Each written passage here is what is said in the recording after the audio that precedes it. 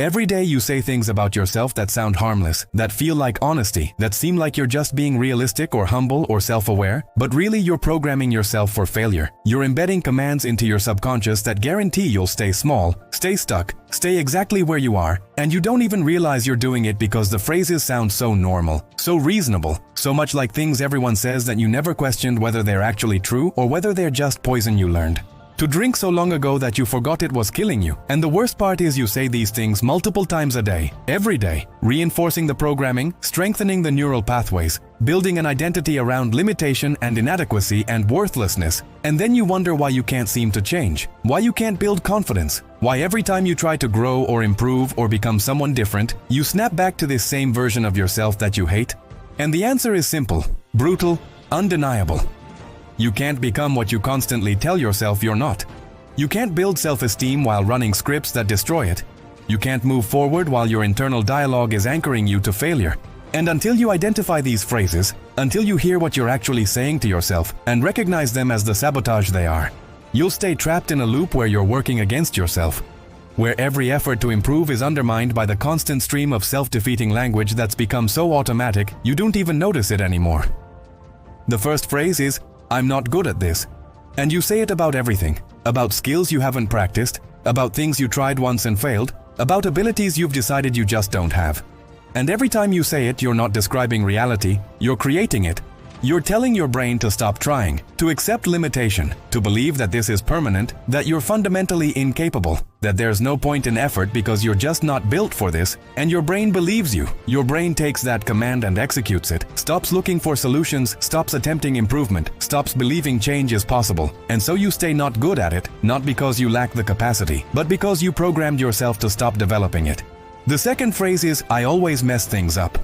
And you say it after every mistake, every setback, every moment when things don't go perfectly. And that word, always, that's the poison. That's the part that transforms a single event into your entire identity, that takes one failure and makes it definitive proof that you're a failure, that you've always been a failure, that you'll always be a failure. And your brain hears that, registers it as fact, and starts looking for evidence to confirm it, starts interpreting neutral events as proof of your incompetence, starts creating a narrative where everything you touch turns to disaster because that's the story you keep telling, that's the identity you keep reinforcing every time you say, "I always," instead of, "I made a mistake this time."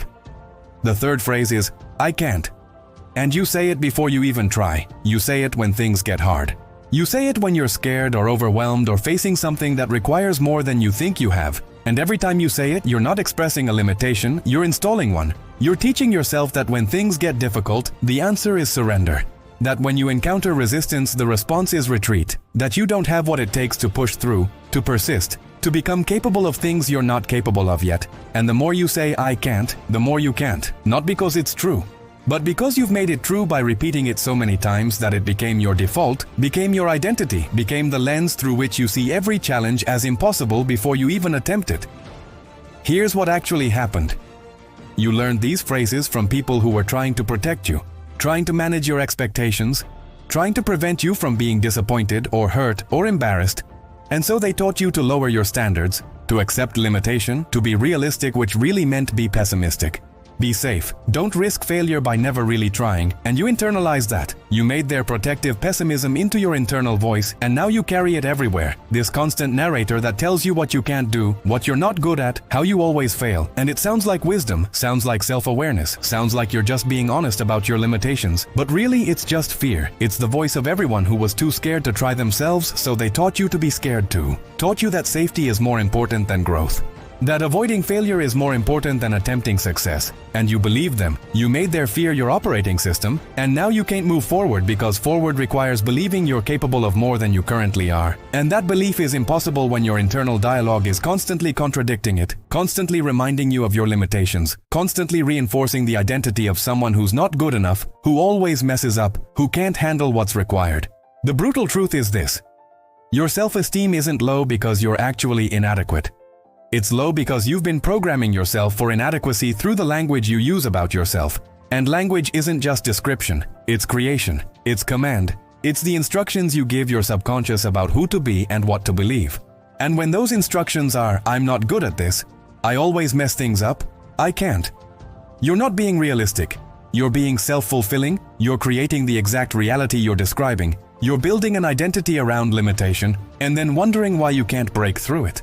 And the answer is, you can't break through an identity you're actively reinforcing multiple times a day. You can't build confidence while tearing yourself down with every sentence. You can't become capable while constantly declaring yourself incapable. It's like trying to fill a bucket with holes in it. Every positive action, every attempt at growth, every moment of progress gets immediately drained by the negative self-talk that's running on loop, and you'll never accumulate enough progress to actually change until you plug the holes, until you stop the bleeding, until you interrupt these phrases and replace them with something that doesn't actively sabotage you. So here's what you do right now. Here's how you stop destroying your self-esteem with your own words. Every time you catch yourself saying, "I'm not good at this," you interrupt it. You add, "yet." You say, "I'm not good at this yet." Because that one word changes everything. It transforms a permanent limitation into a temporary state. It reframes inadequacy as a stage in development rather than a final verdict. It tells your brain that growth is possible, that improvement is expected, that current inability doesn't define future capacity. Every time you catch yourself saying, "I always mess things up," you interrupt it, you make it specific, you say, "I made a mistake here." Because specific is fixable. Specific is one instance, not your entire character. Specific allows you to learn and adjust without making it mean something about your fundamental worth, without letting one failure become your identity. Every time you catch yourself saying, "I can't," you interrupt it. You add, "I haven't figured out how yet," because that shifts it from impossible to unsolved, from permanent to temporary. From a statement about your limitations to a statement about your current level of knowledge, and knowledge can be gained. Skills can be developed. What you can't do today, you can learn to do tomorrow if you stop telling yourself it's impossible. These aren't affirmations. These aren't lies you tell yourself to feel better. These are corrections. These are you taking back control of the programming.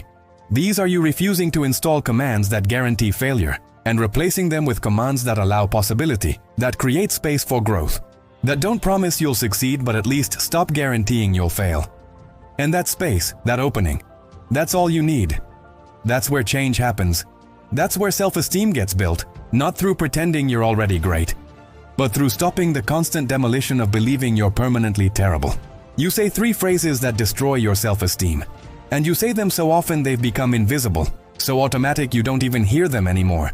But your subconscious hears them, your brain believes them, your identity forms around them, and every one of them is a lie. Not because you're actually good at everything, not because you never mess up, not because you can do anything, but because not good at this isn't permanent, always mess up isn't accurate, and can't isn't true. It's just current, it's just today, it's just this version of you that hasn't developed that capacity yet.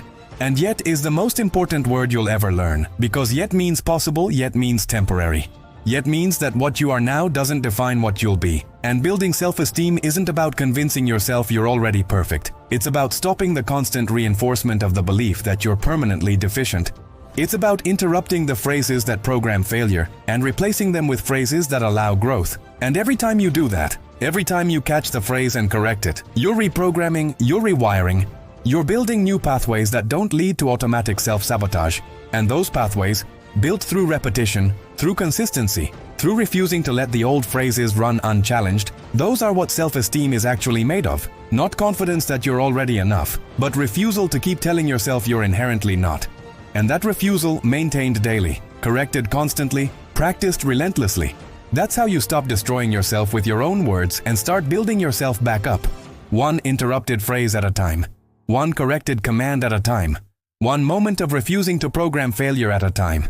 Until the new phrases become as automatic as the old ones, until yet becomes your default, until mistakes stay specific instead of becoming identity, until "I haven't figured it out yet" replaces "I can't." And when that happens, when the programming shifts, when the internal dialogue stops being your enemy and starts being neutral, that's when everything changes, not because you became perfect, but because you stopped telling yourself you were permanently broken. And that stopping, that simple, brutal, necessary stopping of the 3 phrases that destroy your self-esteem, that's where everything starts.